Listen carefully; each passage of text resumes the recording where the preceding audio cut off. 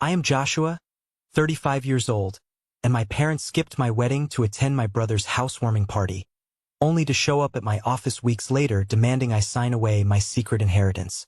Before I tell you how I emptied their bank account and took back every single penny, let me know where you're watching from in the comments. Last month, my parents flew halfway across the country. It was a 3.5-hour flight from our dreary, rain-soaked hometown to the sun-drenched paradise of Scottsdale, Arizona. They didn't just fly economy either. They bought first-class tickets with the extra legroom, the complimentary champagne, and the priority boarding. They stayed for 10 entire days. The grand occasion that warranted such a lavish expenditure of their time and money? My younger brother Julian's housewarming party. Julian and his husband, Garrett, had just closed on a second home. A gorgeous, sprawling vacation condo right near the mountains. Garrett is a commercial real estate developer pulling in a massive salary, and Julian hasn't had to work a standard 9-to-5 job in his entire life. They already owned a $500,000 primary residence with a pristine lawn and a 3-car garage. But apparently, that wasn't enough. And my parents were right there to celebrate their new acquisition. I watched the entire trip unfold through the glowing screen of my phone, scrolling through Facebook in the quiet hours of the night. My mother, Martha, documented every single breathing moment of that vacation. There were exactly 47 photos posted across those 10 days. I counted them. I couldn't stop myself. Day 1 featured a selfie at the airport with the caption, "Arrived in beautiful Scottsdale, so incredibly proud of Julian's gorgeous new place. Our boy has done so well." Day 3 was a gallery of photos showing my dad, Robert, assembling a massive outdoor grill. The caption read, "Helping Julian decorate his Arizona oasis. Family time is the absolute best time. Feeling blessed beyond measure." By day 5, there were pictures of them clinking expensive wine glasses on a balcony at sunset. They didn't just bring their smiles and their free labor. They brought their wallets. According to Julian's own boastful posts, my parents bought them an $1,800 West Elm patio furniture set, and my mother casually handed over $3,000 in cash as a little housewarming gift to help with the finishing touches. This was a $5,000 cash drop for a vacation home, for a son who was already living a life of absolute luxury. I saw every single post. I read every comment. I watched every video of them laughing and toasting to family. And every time I double-tapped my screen, a cold, heavy knot tightened in my stomach. Because my wedding to my brilliant, beautiful fiancée Sarah, was exactly 3 weeks away. My parents had received my heavy, foil-stamped wedding invitation 5 weeks before they even booked their flights to Scottsdale. There was no family group text about my wedding. There was no countdown. There was no excitement. There was just a quiet, suffocating indifference. On November 2nd, the day they flew back from Arizona, I sent my mother a text message. It was simple. "Welcome home. How was the trip?" I watched the 3 little typing dots appear and disappear. She responded 6 hours later. "Wonderful. Julian's place is absolutely beautiful. We're completely exhausted, though. That kind of travel really takes it out of us at our age. Need a week to recover." I didn't respond. I just stared at the text message as I sat on the floor of my living room, surrounded by half-assembled wedding favors and a stack of vendor contracts I was paying for entirely by myself. Exactly 3 weeks later, that manufactured exhaustion would become the ultimate excuse. 12 days before I was supposed to stand at the altar and pledge my life to the woman I loved, my mother called me. She asked what time the ceremony was. When I told her 2 o'clock, she let out a long, theatrical sigh. She claimed the 30-minute drive from their suburban house to my venue in the city was simply too much. She said her sciatica was acting up and my father's back couldn't handle the traffic. I reminded her they had just flown across the country. She snapped at me, claiming sitting on a plane was completely different. I walked down the aisle while 2 chairs sat entirely empty in the front row. The entire chapel, all 76 guests, saw my parents' choice.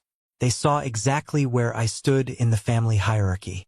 And then, exactly 3 weeks after they missed the most important day of my life, my office phone rang. It was a random Tuesday afternoon.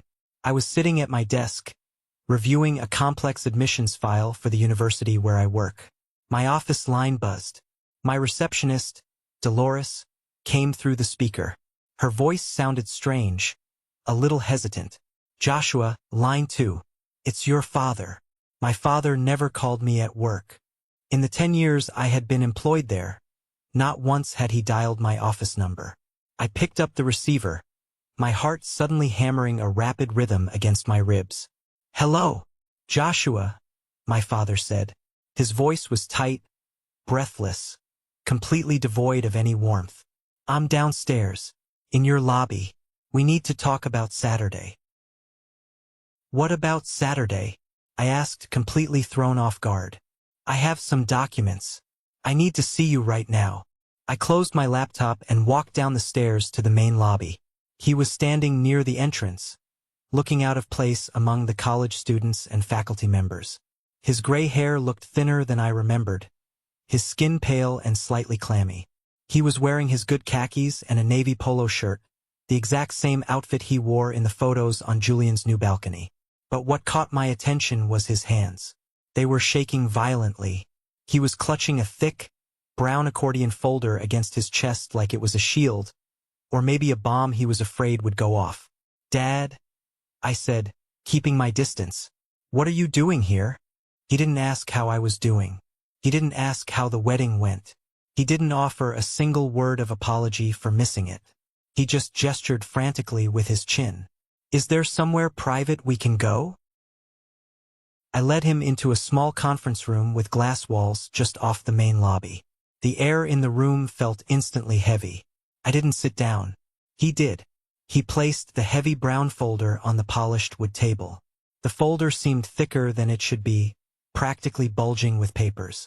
He looked up at me, his eyes darting around nervously. He slid a single piece of paper across the table toward me. It was a legal document.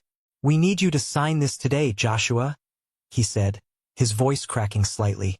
"It's about your grandfather's estate. It's urgent." I looked down at the paper.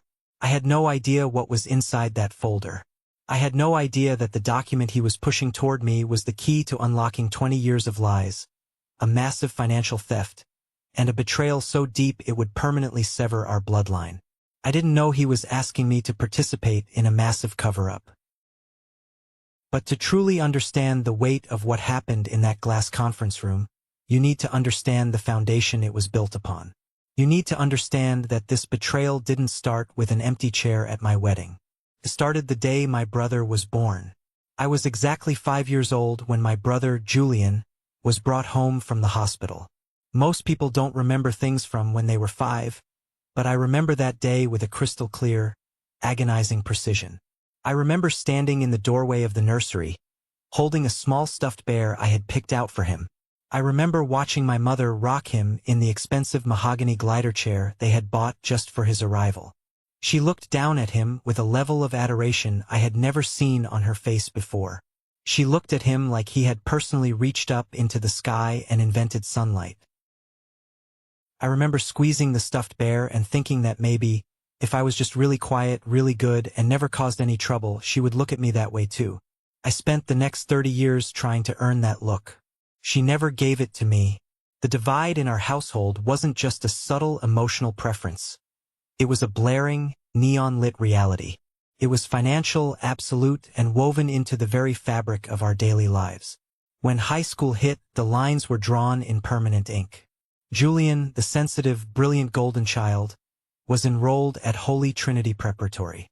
It was an elite, private Catholic school with small class sizes, state-of-the-art facilities, and an $18,000 annual tuition fee. They bought him tailored uniforms and paid for his extravagant extracurriculars. I went to Washington High, the local public school. It was free. The textbooks were missing pages, the cafeteria smelled permanently of bleach and stale tater tots, and the class sizes hovered around 40 kids per teacher. When I gathered the courage to ask my mother why Julian got to go to the fancy school with the beautiful campus while I was taking the city bus to a crumbling building, she didn't even blink. She kept wiping down the kitchen counter, not even looking at me. "Julian needs smaller class sizes," she explained dismissively. He's more sensitive to his environment. You're smart, Joshua. You're tough. You'll thrive anywhere. I did thrive, but only because I had absolutely no other choice. While Julian was attending prep school galas and weekend ski trips, I was working 20 hours a week. I flipped burgers, I stocked shelves at Target, I mopped floors. During my junior and senior years, I saved every single minimum wage paycheck, hoarding the money in a basic savings account because I knew, deep down, that when it came time for college, I would be entirely on my own. And I was right. When it came to higher education, the gap between us widened into an uncrossable canyon. I got accepted into the state university with a modest $15,000 academic scholarship. It wasn't a full ride, not even close. When the financial aid packages arrived, I sat at the kitchen table with my FAFSA forms, panicking. My parents refused to co-sign any private loans. We just don't have the liquid assets right now, Joshua. My father told me, not looking up from his newspaper. You'll have to figure it out with federal loans. So I did. I borrowed $89,000 to fund my bachelor's and eventually my master's degree. I lived on a diet of 90-cent ramen noodles and sheer anxiety. I worked overnight shifts at the campus library just to afford my textbooks. Julian got accepted into the exact same state university 2 years later. My parents paid for every single cent. They paid his tuition in full. They paid for his luxury off-campus apartment with the rooftop pool. They paid for his meal plan, his textbooks, and gave him a generous monthly allowance so he wouldn't have to stress about a part-time job. They even shelled out an extra $27,000 for him to do a cultural enrichment study abroad year in Florence, Italy. I remember sitting in my cramped, unair-conditioned dorm room, eating cold soup from a can, scrolling through photos of Julian drinking expensive wine and eating authentic gelato under the Tuscan sun. I remember calling my dad during my junior year. I had found an incredible summer internship program in London that would have guaranteed me a job post-graduation. The program cost $4,000. I had saved $2,000 from my resident advisor stipend. I just needed a little help with the remaining half. My dad sighed heavily into the phone. Joshua, you know we're stretched thin right now. Julian needs a car for campus next semester, and the insurance alone is killing us. Maybe next year. There was no next year for me. But Julian got a brand new car. I remember the day they brought it home for his high school graduation. A sleek, silver Porsche. I remember the smell of the expensive leather. I remember standing in the driveway holding my rusted, second-hand bicycle, while my parents took endless photos of Julian behind the wheel. I graduated in 2012 with honors and a mountain of suffocating debt. Julian graduated years later with zero debt, a glowing Italian tan, and a $3,000 check as a graduation gift. I got a generic greeting card in the mail with $20 tucked inside. I eventually landed a solid job as a senior admissions counselor at the university. I was making a respectable salary, building a career out of helping first-generation students navigate the very financial aid nightmares I had survived. I had a good life, but the desperate child inside me still wanted his parents' approval. So I tried to buy it. Every single month, starting from the day I got my first real paycheck, I sent my parents $400. They called it help with the household bills. I called it what it really was, guilt money. It was the tax I paid for being the son who survived without them. Over 10 years, I transferred $48,000 into their account. Even during the brutal winter when my own heating got shut off because I couldn't afford both my utility bill and my massive student loan payment, I wrapped myself in 3 blankets and still made sure that $400 cleared their account. They never once said thank you. It was just an expectation. Then I met Sarah. Sarah was a middle school English teacher. She was warm, incredibly sharp, and fiercely loyal. We bonded over our shared mountain of student debt and our love for cheap takeout food we ate on my terrible thrift store couch. On our 3rd date, she met my parents. We went to a local diner. Julian was there too, dominating the entire conversation about his upcoming vacation to Cabo. Afterward, as we sat in my car in the parking lot, Sarah looked at me. Her brow was furrowed. Your parents seem very distant, she said carefully. They didn't ask you a single question about your job. They're just focused on Julian. I brushed it off, staring at the steering wheel. He's the youngest. Sarah didn't push it then. But as the years passed and we built a life together, she noticed everything. She noticed that my mother would call Julian 3 times a day just to chat, but would only text me once a month, usually to ask if the $400 transfer was coming. She noticed that when I finally announced my promotion to senior counselor, my father just nodded, said, "That's nice," and went back to eating his soup. When I sent our engagement announcement to the family group chat, Julian responded with a joke, and my mother responded 6 hours later with a single, unpunctuated word, "Congratulations." Sarah was the first person in my entire life to look me in the eye and tell me the ugly truth. "Joshua, you don't owe them that money every month. They don't appreciate it. They don't appreciate you. You're drowning in debt, and you're funding their comfortable lifestyle. They're my parents," I argued, my voice tight and defensive because her words hit too close to the bruised part of my soul. "It's what family does. You help family. Family goes both ways, Josh," she replied softly, placing her hand over mine. "And they are only taking." I wasn't ready to hear it. The conditioning was too deep. I kept sending the money. I kept showing up to awkward holiday dinners. I kept hoping that one day the metaphorical check would clear, and they would finally look at me the way they looked at Julian. I kept setting myself on fire just to keep them warm. But the fire was about to burn out completely. The breaking point, the moment the fragile illusion of our family finally shattered, didn't come with a massive blowout argument or screaming match. Came with a quiet, devastatingly casual phone call. It was a Tuesday evening, exactly 12 days before my wedding. Sarah and I were sitting on the floor of our living room, surrounded by a sea of cream-colored envelopes, addressing the final batch of place cards. My phone buzzed on the coffee table. The screen lit up with the word "Mom." I wiped my hands on my jeans and answered it, putting it on speaker so Sarah could hear. "Hey, Mom. What's up?" "Joshua," she started, her voice carrying that specific manufactured tone of heavy fatigue she always used when she was about to deliver bad news. "What time is your ceremony again?" I frowned, exchanging a quick glance with Sarah. 2 o'clock. Right. 2 o'clock. I heard a heavy sigh, followed by my father coughing dramatically in the background. "And the chapel is downtown, right?" "Yes, like we discussed." "Well," she dragged the word out, "that's a bit of a drive for us, you know? With the city traffic on a Saturday." My hand froze in the air. "Mom, it's a 30-minute drive. On a Saturday afternoon, there is virtually no traffic between your house and the venue." "What are you talking about? It feels much longer when you're our age," she snapped, her tone instantly becoming defensive. "My sciatica has been terrible lately.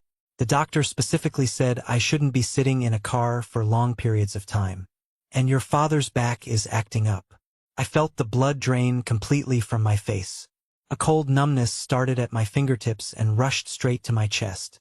"You just flew to Arizona," I said, my voice dropping to a harsh whisper. "You sat on a cramped airplane for 3.5 hours. You walked around Scottsdale for 10 days. You helped assemble heavy patio furniture." "That is entirely different, Joshua," she fired back, her voice rising in pitch. "We were sitting comfortably in first class. We could stretch our legs. Plus, Julian really needed us there for the housewarming.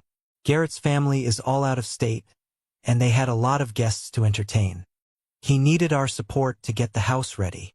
And your other son is getting married in 12 days, I said. My voice cracked. I hated myself for letting her hear it, but I couldn't stop it. "I need your support." "Oh, don't be so dramatic," she scoffed. "You have Sarah's whole massive family coming. You're going to have plenty of people there to look at you. Julian didn't have anyone. Don't be difficult about this, Joshua. Your mother's health simply has to come first. You understand that, right?" She didn't wait for an answer. "We'll send a nice gift," she added flippantly. "Have a good time." And then she hung up. Click.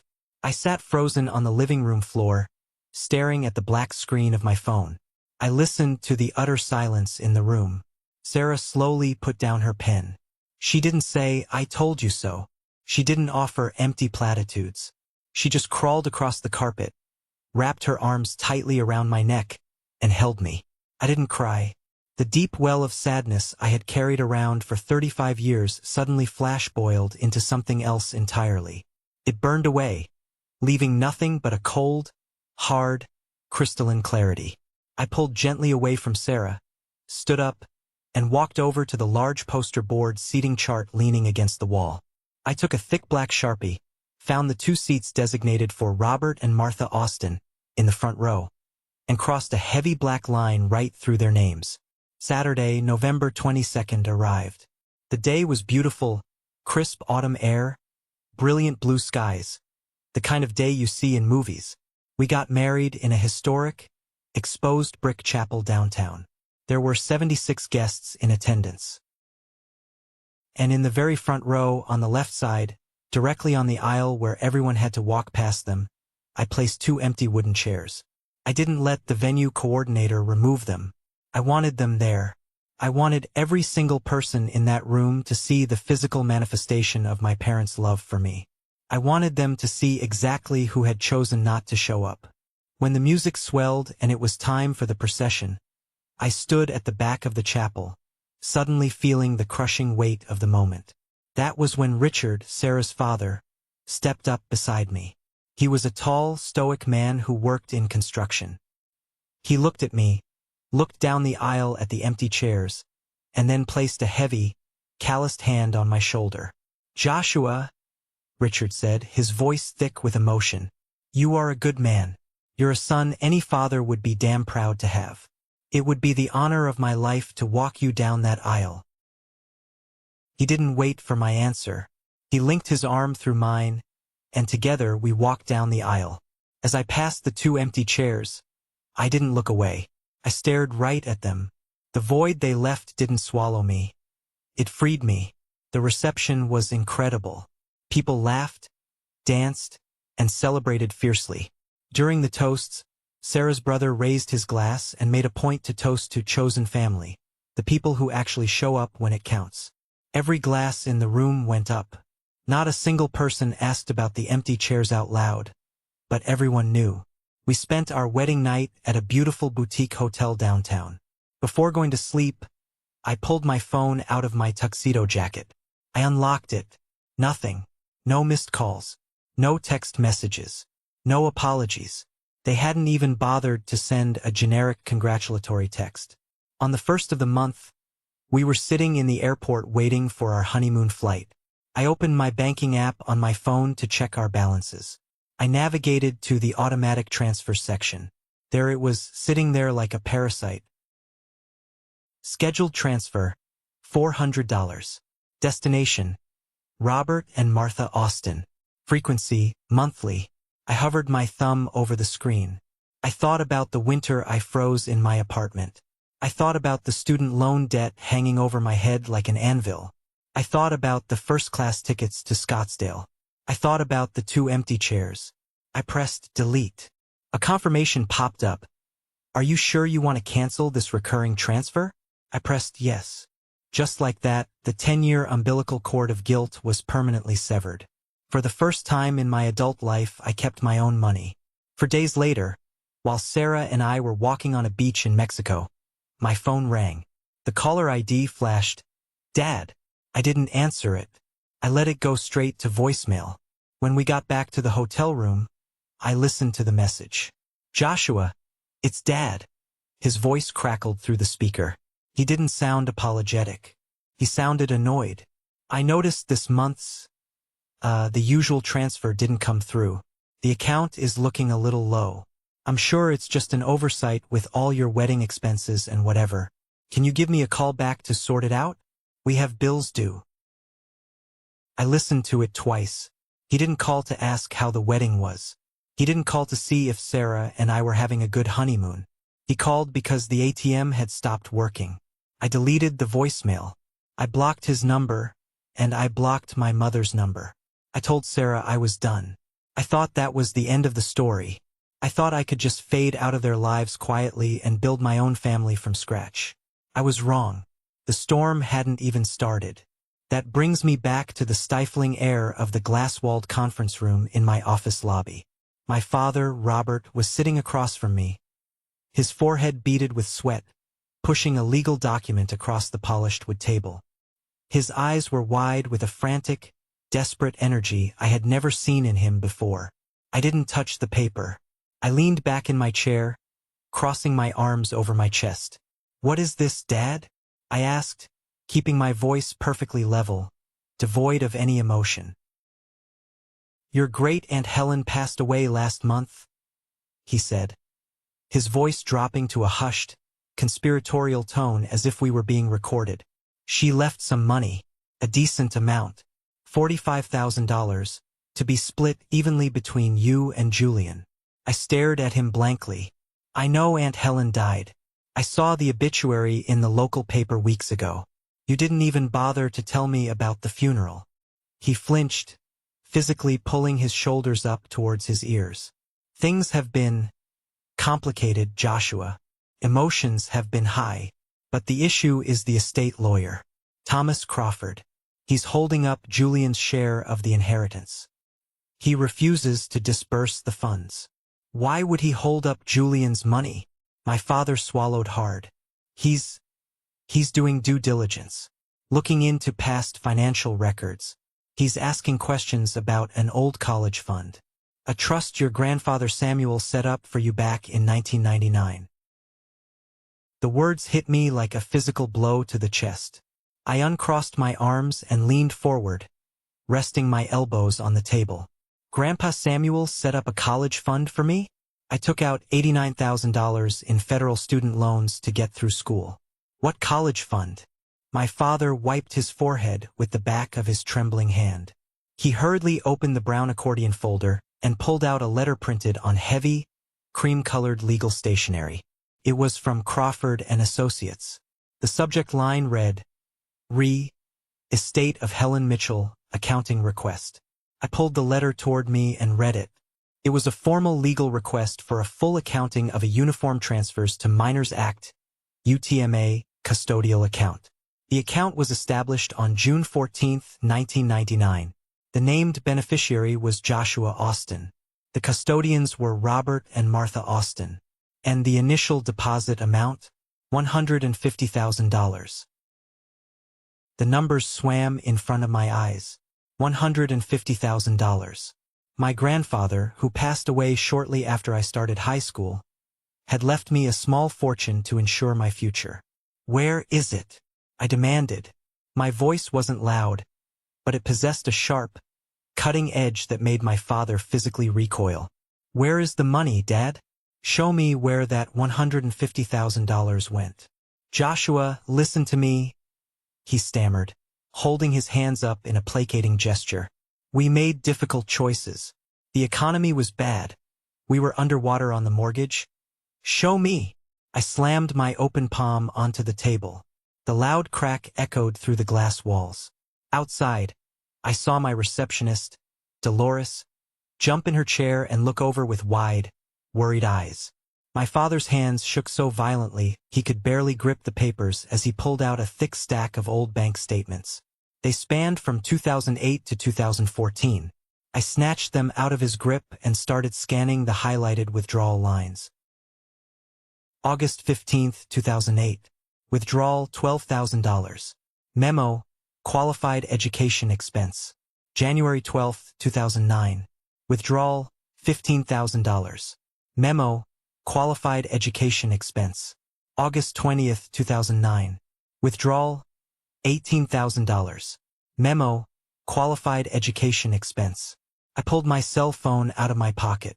My fingers were shaking, but I managed to search the historical tuition data for Holy Trinity Preparatory, Julian's elite private high school. The tuition for the 2008 to 2009 academic year was exactly $18,000. I kept flipping through the pages, my vision tunneling. August 2011. Withdrawal $27,000. Memo, qualified education expense. $27,000 in 2011. I read aloud. my voice dripping with venom. That was the exact year Julian did his study abroad program in Florence, Italy. I turned to the final pages. 2011 through 2014. 4 consecutive, identical withdrawals of $15,000 each. The exact cost of tuition and room and board at the state university Julian attended. Every single withdrawal matched a major life expense for my brother. But then I went back to the very first major withdrawal. August 2008. $12,000. My mind raced. Julian wasn't in private school yet. What happened in August 2008? August 2008, I whispered, staring dead into my father's panicked eyes. That was the month you brought home the Porsche for Julian's birthday. You bought my brother a luxury sports car using the trust fund my grandfather left me for college. Both our sons needed to be supported, my father pleaded, his voice cracking into a pathetic whine. Family resources are family resources, Joshua. You have to understand, we thought you'd be fine. You were always so strong, so independent. You got academic scholarships. We knew you would figure it out.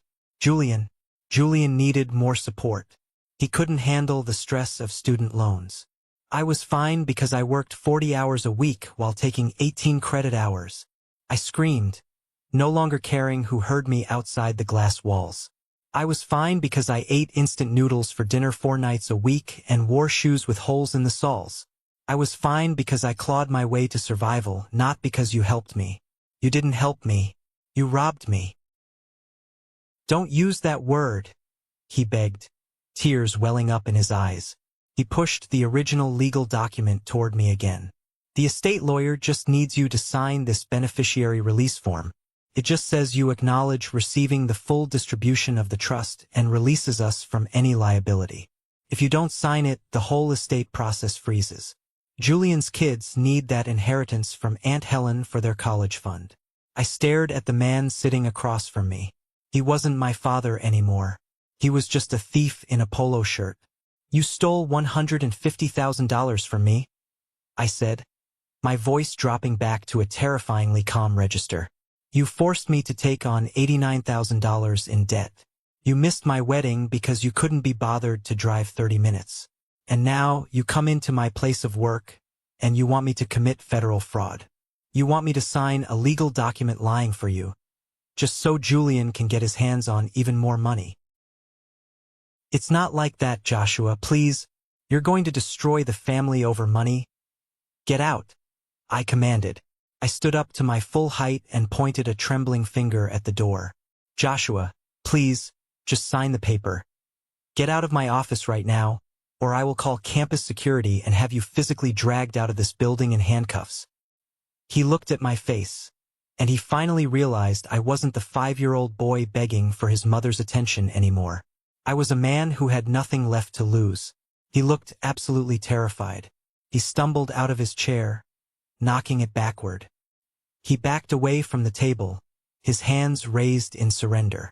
He practically ran out of the conference room, pushed past Dolores at the reception desk, and bolted out the glass doors into the parking lot. He was in such a blind, frantic panic to escape my wrath that he forgot the one rule of covering up a crime. He left the brown accordion folder sitting right there on the table. Every bank statement, every legal document, all of it, left behind. I stood alone in the center of the quiet conference room, the faint hum of the air conditioning suddenly deafening. Through the glass, I saw Dolores watching me with profound concern, but she knew better than to interrupt. My heart was hammering against my ribs with such violence I felt lightheaded. I looked down at the polished wood table. The brown accordion folder sat there like a ticking time bomb. My father had been so completely consumed by his own cowardice that he abandoned the very evidence he was trying to hide. He left the murder weapon at the scene of the crime. I slowly pulled the chair back and sat down. My hands were shaking so badly I could barely coordinate my fingers, but I pulled the folder toward me.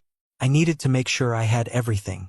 I started pulling out the bank statements, the transfer records, the communications with the estate lawyer, organizing them into neat, damning piles. As I reached into the very bottom of the expansive folder to check for any loose receipts, My fingers brushed against something thick and textured. It wasn't a bank statement. I pulled it out. It was a sealed envelope. The paper was heavy, cream-colored, and yellowing significantly at the edges, indicating it had been tucked away in the dark for a very long time. The handwriting on the front was written in faded black ink. It was shaky, cursive, and painfully familiar. For Joshua, to be opened when you start college. With all my love, Grandpa Samuel. A sharp gasp hitched in my throat. My grandfather had died in 2003, when I was 13 years old.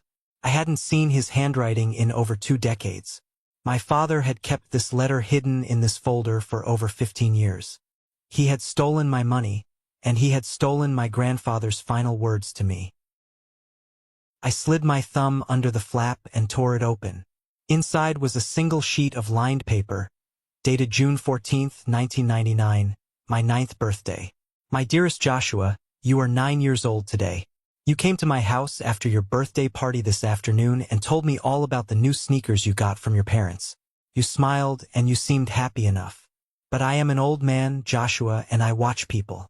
I watched your face when you talked about Julian's new video game console, the exact one you had circled in the catalog for Christmas, the one they told you was too expensive. I see things, my boy. Things the adults around you miss or actively choose to ignore. Your mother and father have always favored Julian. I do not write this to hurt your feelings. I write this because someone in this family needs to tell you the truth, so you don't spend the rest of your life wondering what is wrong with you. There is nothing wrong with you. You are brilliant. You are kind. You are not less worthy of affection, and you are not less loved. You are simply less visible to people who are too blind to see your immense value. I went to the bank yesterday. I am putting away money for your college education in a secure trust. $150,000. It is not a billionaire's fortune, but it is enough to give you choices. It is enough to let you study what you love without drowning in the stress of debt. It is enough to buy you freedom from their control. This money is for you, not for family expenses, not for emergencies, and absolutely not for your brother. Because you are a minor, the law dictates that I have to make your parents the legal custodians of the account. I am trusting them to do right by you. I pray that they do. But if they don't, Joshua, if they take this money that rightfully belongs to you and use it for their golden boy, I want you to make a promise to me. I want you to fight them. I want you to fight for what is yours with everything you have. Do not let anyone, not even your own blood, convince you that your future matters less than someone else's comfort. If you are reading this, I am likely gone. But know that I saw you, Joshua. Every time you stayed quiet when Julian got praised. Every time you made yourself small so you wouldn't be a burden. I saw you, and I loved you fiercely. Build the life you deserve. And if they try to take it from you, you destroy them. All my love, forever and always, Grandpa Samuel. I read the letter, and then I read it again, and then a third time. The words began to blur together as a hot, stinging pressure built up behind my eyes. For 35 years, I thought I was crazy. I thought I was just a jealous, bitter older brother. I thought the lack of love was a defect in my own character. But my grandfather knew. He saw the toxic, poisonous dynamic of our family clearly, and he had reached out from beyond the grave to validate my entire existence. He tried to protect me. He gave them a test of their character, and they failed in the most spectacular, greedy way possible. They took the only tangible piece of love my grandfather left me, and they fed it to their favoritism to buy a Porsche. I put my head down on the polished wood of the conference table, buried my face in my arms, and I sobbed. I wept for the 9-year-old boy who just wanted his mother to look at him. I wept for the college student eating ramen and crying over loan documents. I wept for the man who stared at 2 empty chairs at his own wedding. I cried until my lungs burned and there were no tears left. And when I finally lifted my head, the crushing weight of sadness was completely gone.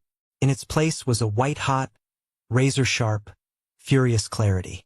I pulled out my cell phone and dialed Sarah's number.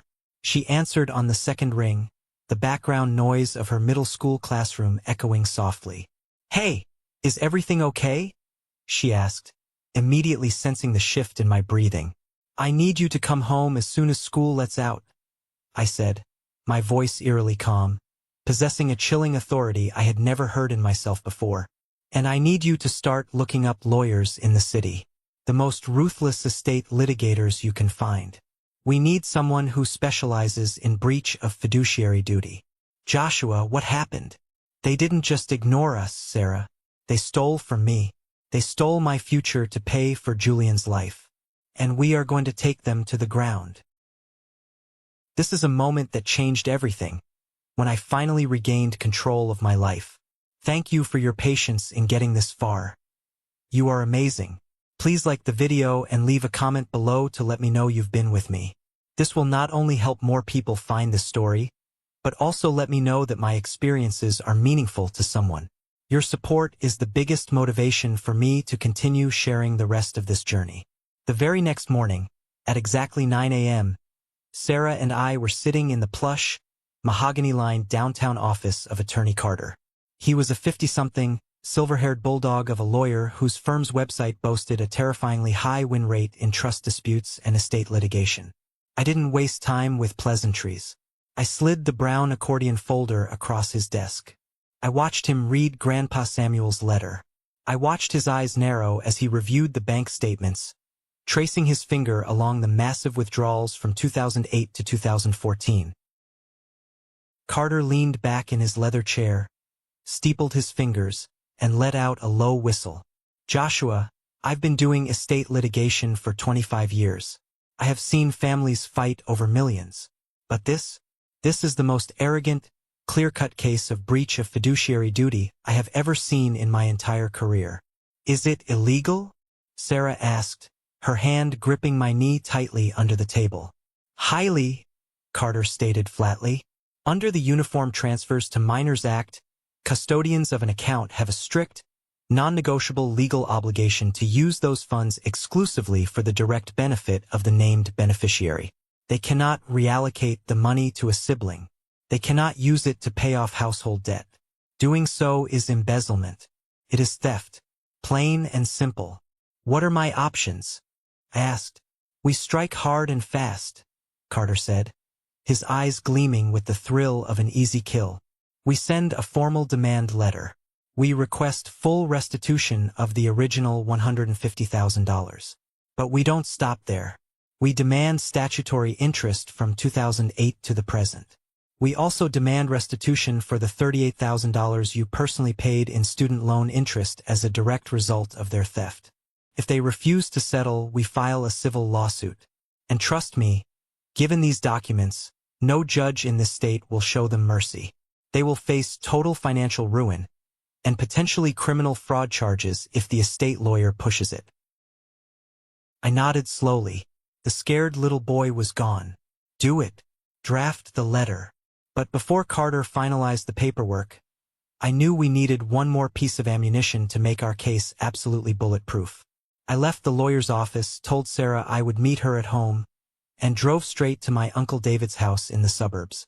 Uncle David was my father's younger brother. We hadn't spoken much over the years. He had mostly distanced himself from the family, and I never knew why. When he opened his front door and saw me standing there, looking grim, he just stepped aside and motioned me toward his kitchen table. I sat down and laid out the facts. I told him about the trust fund, the stolen money, the Porsche, the tuition, and the letter from Grandpa Samuel. Uncle David closed his eyes, rubbed his face with both hands, and let out a long, heavy breath that sounded like a decade of repressed guilt. "I knew," he whispered into the quiet kitchen. I stared at him, my jaw tightening. "You knew they took the money? For how long?" "Your dad told me back in the summer of 2009, David said, his voice laced with heavy regret. "We were at a 4th of July barbecue. He had a few too many beers and started bragging about his financial genius. He bragged about how clever he was, reallocating Samuel's money to pay for Julian's fancy private school, and that ridiculous sports car, so he wouldn't have to take out a second mortgage. And you didn't say anything?" "I lost my mind on him, Joshua."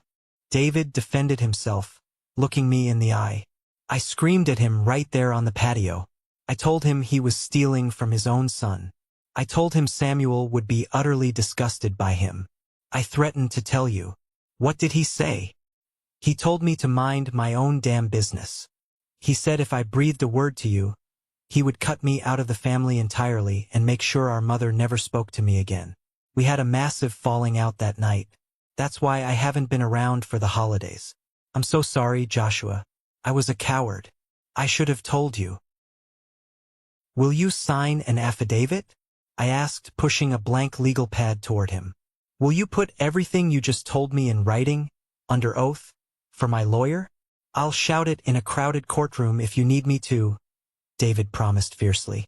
He made good on that promise. 2 days later, Carter had a notarized, sworn affidavit from Uncle David detailing my father's confession of the theft from 2009. On Thursday morning, Carter sent the demand letter via certified mail, signature required, and a digital copy via email. It outlined the exact timeline of the theft, cited the specific Iowa state legal codes they violated, and attached Uncle David's affidavit as a devastating warning shot. The total demand was $222,400. They had exactly 14 days to respond, or we were filing suit in civil court. The explosion happened exactly 48 hours after the letter was delivered. My phone rang on Saturday morning while I was making coffee. The caller ID flashed Mom. I answered it, immediately pressing the speakerphone button and setting it on the kitchen island so Sarah could hear. How could you do this to your own family? My mother shrieked the second the line connected. The sound of her panic was visceral, raw, and completely unhinged. Are you out of your mind? Hello, Mom, I said calmly, pouring coffee into my mug. We could lose our house, Joshua. The lawyer says we have to pay over $200,000. Is that what you want? You want to make your elderly parents homeless. I want the inheritance Grandpa Samuel left me, I replied, taking a sip of my coffee. The money you stole. We didn't steal anything, she screamed, doubling down on the delusion. We used it for education. Julian's education counts. We raised you. We put food on your table. You used my money to buy Julian a Porsche and send him to Italy to drink wine, while I ate ramen and worked night shifts in a library to survive. That is theft, Mom. It's textbook embezzlement. You are being incredibly selfish, she cried, playing the ultimate victim card. After everything we've done for you, you're going to ruin us over a misunderstanding? If you go through with this lawsuit, you will tear this family apart permanently. I'm not tearing anything apart, I said, my voice hardening into steel. I'm just done pretending this family was ever whole to begin with. You destroyed it every time you chose him over me. You destroyed it when you looked at 2 empty chairs at my wedding and felt nothing. I hung up the phone. I didn't even give her a chance to respond. I blocked her number. 10 minutes later, the phone rang again. This time it was Julian. Joshua, man, please tell me this is a joke. Julian's voice was frantic. This lawsuit is insane. I didn't know about the college fund. Mom and Dad never told me where the money came from. I swear to God. But you knew I was drowning in student loans while they paid for your entire luxurious life, I pointed out, leaning against the counter. You watched me struggle for a decade, Julian. You didn't care where the money came from, as long as it kept coming to you. I thought they were just helping us differently, he whined, deflecting blame like he always did. It's not my fault they made that choice. Don't punish me for what they did. I'm not punishing you, I said. I'm holding them accountable. But it's also not my job to protect you from the consequences of their actions anymore. Julian paused. The facade of the innocent, oblivious younger brother finally cracked. And then, in a moment of sheer frustration, he slipped up. He said the quiet part out loud.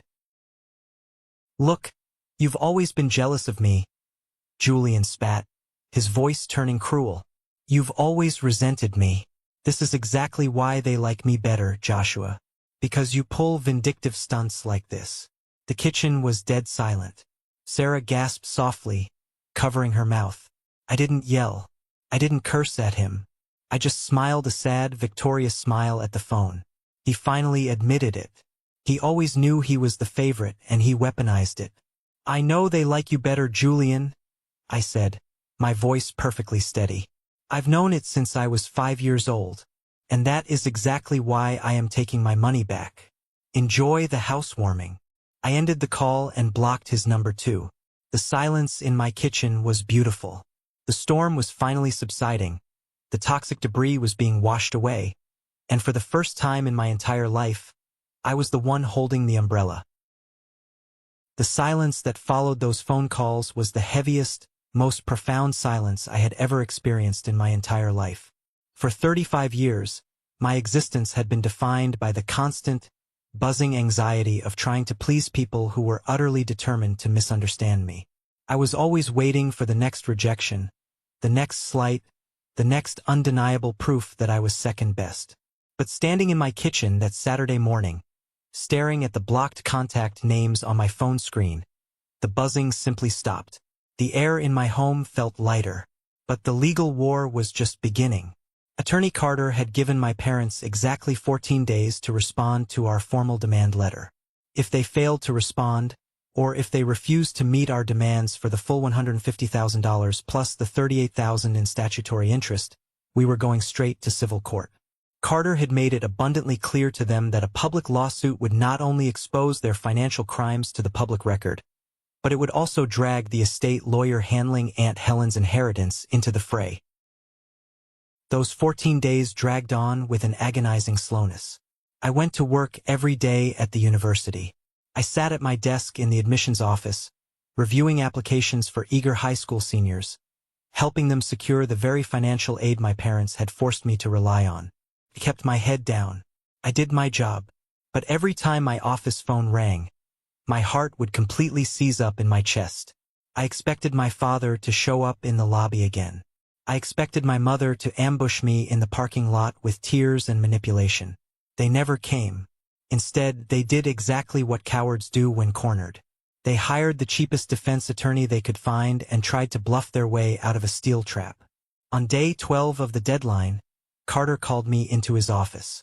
Sarah and I sat across from him as he placed a thin manila folder on his desk. He looked highly amused, a sharp smirk playing on his lips.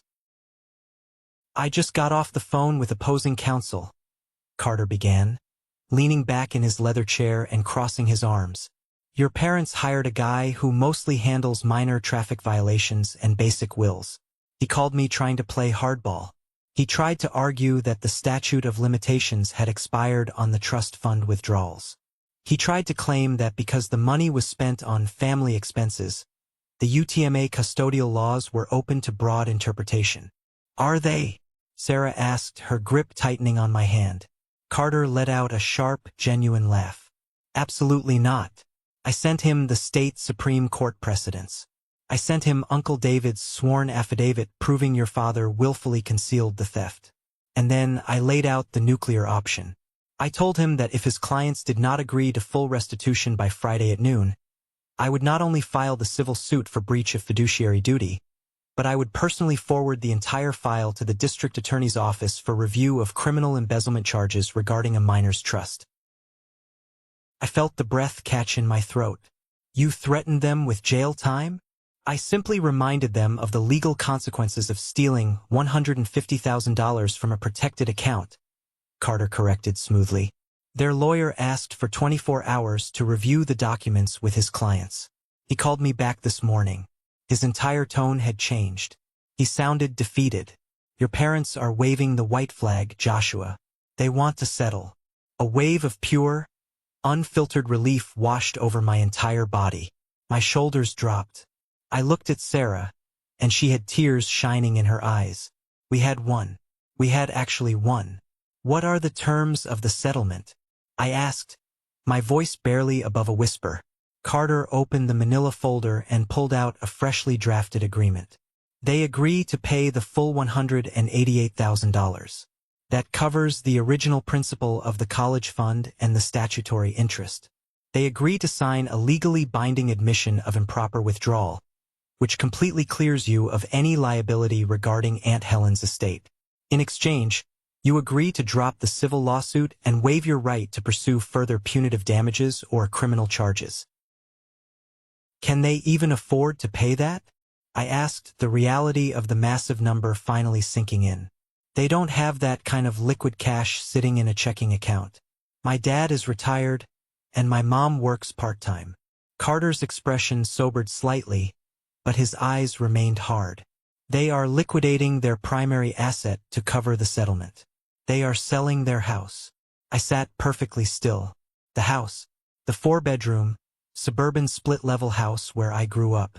The house where I painted the fences and mowed the lawn while Julian played video games inside. The house where I stood in the driveway and watched them hand Julian the keys to a brand new Porsche. They had lived there since 1992. It was their pride and joy. It was the physical manifestation of their upper-middle-class facade. They have to sell the house? Sarah echoed, sounding stunned. It's the only way they can generate the capital within the required 30-day settlement window, Carter explained. Their lawyer told me they originally went to Julian for help. They asked Julian and Garrett to loan them the money to pay you off. I let out a harsh, bitter laugh. Let me guess. Julian said no. Julian and Garrett absolutely refused, Carter confirmed, a hint of disgust in his voice. According to their lawyer, Julian told your parents that this was their mess, and he wasn't going to drain his own bank accounts to fix a mistake they made 20 years ago, even though he was the sole beneficiary of that stolen money. Even though he and his husband just dropped over $300,000 on an Arizona vacation home. The poetic justice of it all was staggering. My parents had sacrificed my entire future to build a golden pedestal for Julian. They had lied, stolen, and betrayed their oldest son to ensure their youngest never had to face a single hardship. And the moment they were backed into a corner, the moment they desperately needed their golden child to save them from ruin, he turned his back on them without a second thought. He protected his own wealth. He let them lose their home. I want the settlement, I told Carter, my voice firm and unwavering. Draft the final papers. I will sign them today.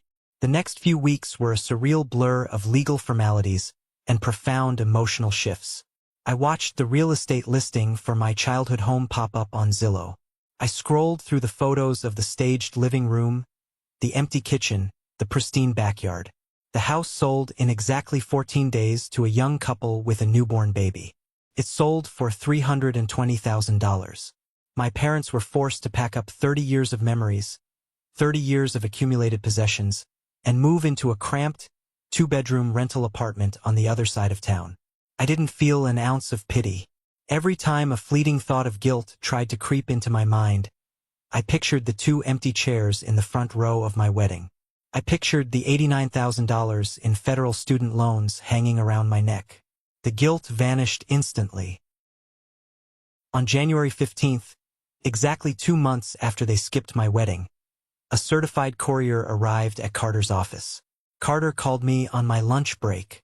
I drove downtown with Sarah in the passenger seat, my hands gripping the steering wheel so tightly my knuckles were stark white. We walked into the mahogany office. Carter smiled warmly and slid a heavy, watermarked piece of paper across his desk. It was a cashier's check, issued from a major national bank. The payer was listed as the Robert and Martha Austin Revocable Trust. The payee was Joshua Austin.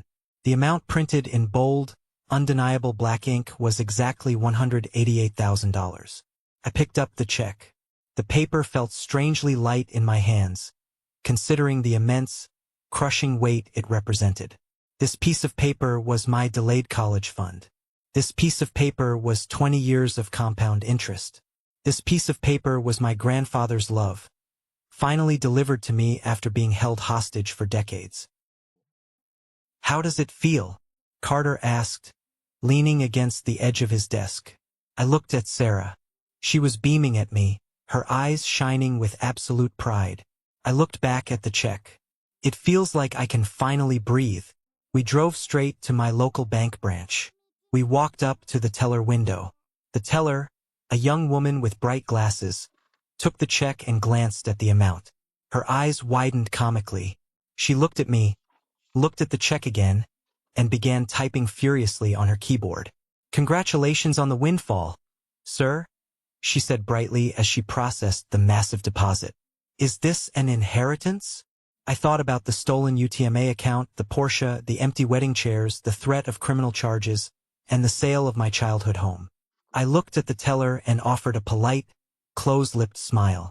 "Something like that, yes." By the time I checked my banking app in the parking lot, the funds had cleared.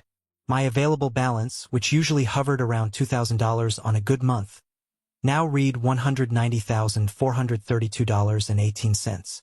It was the first time in my entire life I had ever seen six figures in my own name. We didn't go out to a fancy dinner to celebrate. We drove straight back to our small, rented apartment. I walked into the living room, sat down at my cramped desk, and flipped open my laptop. Sarah pulled up a chair and sat right beside me, her shoulder pressed firmly against mine. I logged into the Great Lakes Student Loan Servicing portal. The website loaded slowly, the spinning blue circle mocking my anticipation. Finally, the dashboard appeared. Current outstanding balance, $52,184.37. This was the monster that had haunted my entire adult life. This was the reason I ate instant noodles. This was the reason I worked night shifts. This was the reason I lived in constant fear of a medical emergency.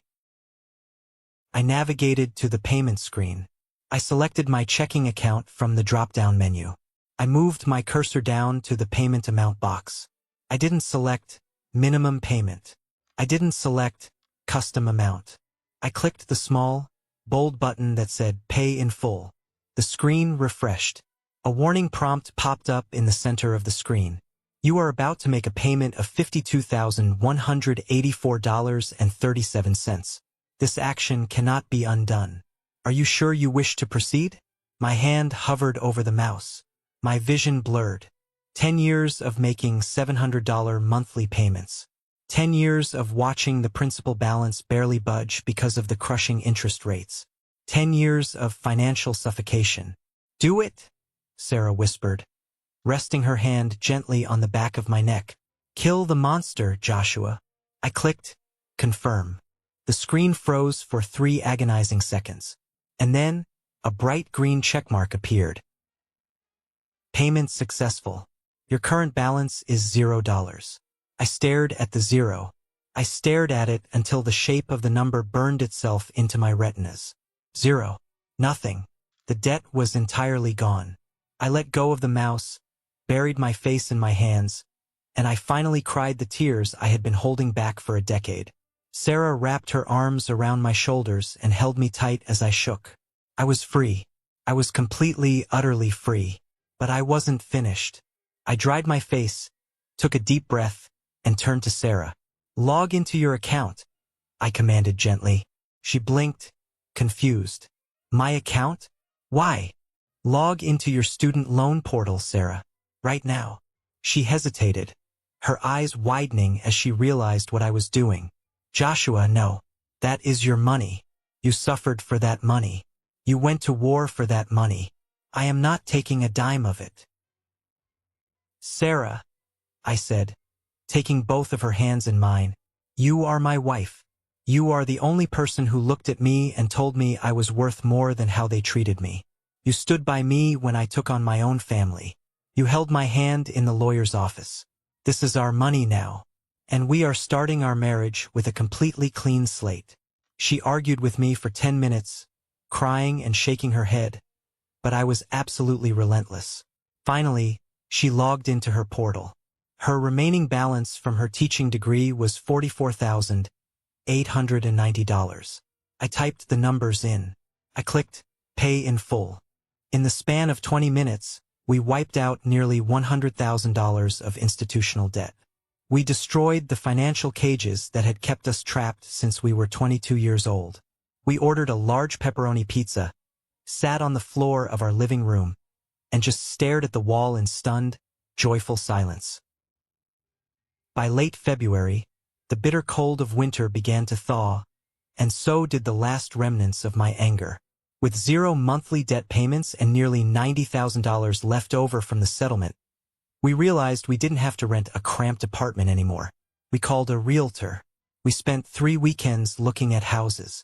We didn't want a massive, sprawling mansion in a gated community. We didn't want the kind of house my parents had desperately clung to for status. We wanted a home. We found it on a quiet, tree-lined street on the edge of the city. It was a beautiful 1940s craftsman bungalow. It had 3 bedrooms, original hardwood floors that creaked slightly when you walked on them, a brick fireplace, and a wide, inviting front porch with plenty of room for a swinging bench. The asking price was $245,000. We put down a massive $60,000 down payment directly from the settlement funds. We secured a low-interest mortgage for the rest. Our monthly mortgage payment was actually less than what we had both been paying combined toward our student loans. But this time, the money wasn't vanishing into a corporate black hole. This time, we were building equity. We were building our future. The day we got the keys, I stood on the sidewalk and looked up at the sturdy brick chimney. I pulled Sarah close to my side. "This is ours," I said, the weight of the word feeling incredibly heavy and profound. "Nobody bought this for us to hold it over our heads. Nobody can take it away. It's just ours." We spent the next month painting walls, buying furniture that wasn't from a thrift store, and making the space our own. My father never called to ask for our new address. My mother never sent a housewarming gift. Julian never texted to congratulate me. And for the first time in my life, I didn't care. Their absence wasn't a punishment anymore. It was peace. It was the quiet, steady calm of a beautiful new morning. But even as we settled into our perfect new life, I knew I had one final piece of business to take care of. I still had roughly $30,000 left from Grandpa Samuel's stolen fund, and I knew exactly what I needed to do with it to honor the man who truly saved my life. The idea came to me late one night while I was sitting in the glow of the brick fireplace in our new living room. I was looking at the framed copy of Grandpa Samuel's letter that I had placed on the mantel. His shaky handwriting served as a daily reminder of his fierce, protective love. He had written, "This money is for you. It is enough to give you choices. It is enough to buy you freedom." My parents had stolen that freedom from me for a very long time, but I had clawed it back. I had my choices now. But as I sat there, thinking about my job in the university admissions office, I thought about the hundreds of students I met every single year who were standing exactly where I stood at 18. Kids who were brilliant, capable, and driven, but who had absolutely no financial or emotional support from their families. Kids who were entirely invisible to the people who were supposed to champion them. I couldn't change the past. I couldn't go back and protect the 9-year-old version of myself who watched his brother get everything. But I could protect someone else. The very next morning, I walked into the university's central administration building and scheduled a meeting with the director of the university foundation. I brought a cashier's check for $25,000. I sat across from the director, a kind woman named Margaret, and laid out my plan. "I want to establish an endowed scholarship," I told her, my voice steady and resolute. "I want it named the Samuel Mitchell Memorial Scholarship." Margaret smiled warmly, pulling out the necessary paperwork. "That's a wonderful tribute, Joshua. Do you have specific criteria in mind for the applicants?" Usually, donors look for specific majors or high academic percentiles. "I don't care about their major," I said firmly. "I don't care if they want to study engineering or art history. The criteria is this. The scholarship is strictly for first-generation college students, or students who can prove they receive zero financial contribution from their immediate family. I want this money to go to the kids who have to work night shifts to buy their textbooks. I want it to go to the students who have to fight for their right to be here." Margaret looked deeply moved. "We have a lot of students who fit that exact description, Joshua. This endowment will change lives." We finalized the paperwork that afternoon. The $25,000 was invested in the university's massive endowment portfolio. It would generate enough interest to award a solid $3,000 grant to one student every single academic year, in perpetuity. Long after I was gone, Grandpa Samuel's money would still be buying freedom for kids who needed a lifeline. 3 months later, The foundation sent me a thick folder containing the essays of the top 5 finalists for the inaugural award. I sat at my kitchen table with Sarah and read through them. They were all heartbreaking and inspiring, but the third essay completely stopped the breath in my lungs. It was written by a 19-year-old sophomore named Emma Rodriguez. She was a journalism major. In her essay, she detailed how she was currently working 2 part-time jobs, one in the dining hall and one as a night shift security monitor, just to cover her basic living expenses. She wrote about how her parents had completely cut her off financially because they fundamentally disapproved of her chosen career path. They wanted her to stay home and work in the family business.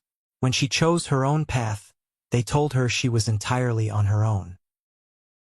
"I am exhausted," Emma wrote in her final paragraph. "There are days when the weight of the debt and the sheer physical exhaustion make me want to quit. But I know that if I give up, I am proving them right. I am proving that my dreams aren't worth the struggle. I just need a little bit of help to cross the finish line." I looked up at Sarah. Tears were streaming silently down her face. She tapped her finger firmly on Emma's application. "It's her. It has to be her." I arranged to meet Emma in my admissions office the following Tuesday under the guise of a routine financial aid review. She walked in looking exactly how I felt at 19. Perpetually tired, carrying a heavy backpack, her eyes cautious and guarded. She sat down across from my desk, nervously twisting the strap of her bag. "Emma, thank you for coming in," I said, offering a gentle smile. "I know you're busy with classes and your jobs. Is there a problem with my federal loan disbursement?" she asked quickly, panic immediately edging into her voice. "Because I submitted all the verification forms last week. I swear. There is no problem with your loans, Emma," I reassured her. I reached into my desk drawer and pulled out a heavy, cream-colored envelope bearing the university's official seal. I slid it across the desk toward her. "I called you in here today to tell you that the scholarship committee has reviewed your application. You have been selected as the very first recipient of the Samuel Mitchell Memorial Scholarship." Emma froze. She stared at the envelope like it might explode. "What?" she whispered. "The grant is for $3,000, I explained, keeping my voice soft. "It will be directly applied to your tuition balance for the upcoming semester. You don't have to pay it back. It is yours." Emma slowly reached out with a trembling hand and picked up the envelope. She opened the flap, pulled out the official award letter, and read the bold print. A single tear escaped her eye and rolled down her cheek, landing on the paper. Then the dam broke. She covered her face with both hands and began to sob. It wasn't a quiet, polite cry. It was the ugly, visceral, chest-heaving sobbing of someone who has been carrying a crushing weight for years and has finally been allowed to set it down. I let her cry. I knew exactly how that relief felt. I had felt it in the lawyer's office. I had felt it when my screen flashed a zero balance. "I don't know what to say," she choked out, hastily wiping her face with her sleeve. "Thank you. Thank you so much. You have no idea what this means. I was going to have to drop a class next semester to pick up a third shift." "You don't have to drop anything now," I told her. "My grandfather left me money to go to school when I was a kid. My parents took it from me. I had to fight a very long, very ugly war to get it back. And now, I want to make absolutely sure that someone like you doesn't have to struggle the exact same way I did." Emma looked at me, her eyes wide with understanding. "You're the donor." "I am the custodian of the fund," I corrected gently. "My grandfather is the donor. Use it wisely, Emma. Build your future. And please remember this. You deserve to be here. You are worthy of this help." She left my office clutching that envelope against her chest like a shield. I watched her walk down the hallway, her steps visibly lighter, her posture straighter. I closed my office door, leaned against the wood, and smiled until my cheeks ached. I couldn't go back in time to save myself, but I had just saved her. The cycle of trauma ended with me. The cycle of generosity started right here. The following Sunday, Sarah and I hosted a dinner party at our new house. The dining room table, a beautiful solid oak piece we bought together, was set for 8 people. The house smelled incredibly warm, a mix of roasted chicken, garlic potatoes, and fresh bread. Sitting around my table were the people who mattered. Richard and Helen, Sarah's parents, who treated me like their own flesh and blood from day one. Sarah's brother and his wife. And sitting right across from me, looking healthier and happier than he had in years, was Uncle David. I stood up at the head of the table and picked up my wine glass. The room immediately quieted down. "I want to say something," I started, looking around at the smiling faces looking back at me. 6 months ago, I got married with 2 empty seats in the absolute front row of the chapel. 3 months ago, I was sitting in a lawyer's office, preparing to destroy my own parents in court to reclaim my stolen future. I won't lie to you all and pretend that this journey didn't hurt. It did. It broke my heart to realize that the people who brought me into this world were never going to be the people who protected me. I paused, reaching out to take Sarah's hand. But I look around this table tonight, and I don't feel broken anymore. I'm sitting in a room full of people who chose to show up. Not out of obligation. Not because of a guilt trip. Because you wanted to. Because you love us. I raised my glass higher. I want to propose a toast. To my Grandpa Samuel. He saw the truth when everyone else was blind. He gave me the weapon I needed to fight back. He gave me my freedom. Uncle David raised his glass, his eyes shining with unshed tears. To Samuel. He would be so damn proud of the man you became, Joshua. Richard raised his glass next. And to family. The kind you don't inherit, but the kind you choose to build yourself. To chosen family. Everyone echoed in unison, the sound of crystal clinking filling the warm air of my home. Later that night, long after the guests had gone home and the kitchen was cleaned, I walked out onto my front porch. The neighborhood was quiet, the streetlights casting a soft, golden glow over our manicured lawn. The air was cool and crisp. I leaned against the porch railing and looked down at my hands. I didn't owe anyone $400 a month. I didn't owe the federal government $89,000. I didn't owe my parents my silence, my obedience, or my sanity. The trust fund my grandfather left me was supposed to buy my freedom when I was 18 years old. My parents stole that money, and in doing so, they stole a decade of my life. They forced me to walk through the fire, but they severely underestimated what the fire would do to me. It didn't burn me to ashes. It forged me into iron. I didn't just get my money back. I got something infinitely more valuable. I learned a profound, unbreakable truth. Freedom is not a gift that someone else hands to you on a silver platter. Freedom is a territory you have to violently reclaim. Freedom is looking the people who hurt you directly in the eye and refusing to play their twisted game for one more second. My parents spent my future on the golden child they always wanted. But I took the ashes of that betrayal. I took my grandfather's enduring love, and I built a vastly superior life for myself. A life built on truth, on chosen family, and on the absolute certainty that I am and always have been enough. I turned around, walked back through the front door of my beautiful home, locked the deadbolt with a satisfying click, and turned off the porch light. The storm was over. The morning was here. Listen, guys. If there is one thing I want you to take away from my entire story, it's this. You cannot heal in the same environment that broke you. For years, I believed that if I just gave a little more, sacrificed a little harder, or stayed quiet enough, my parents would finally see my value. But toxic people don't magically change just because you suffer gracefully. Love is not a transaction, and you should never have to buy your family's basic respect. The hardest lesson I had to learn was that setting boundaries isn't a betrayal of your family. It is the ultimate protection of your own peace. My grandfather gave me the financial means to fight back, but the courage to actually walk away and cut the cord? I had to find that within myself. I had to realize that walking away from toxic blood ties opens the door to building a chosen family who will sit at your table and celebrate your victories without jealousy or conditions. I want to hear from you. What is the biggest lesson you're taking away from my journey today?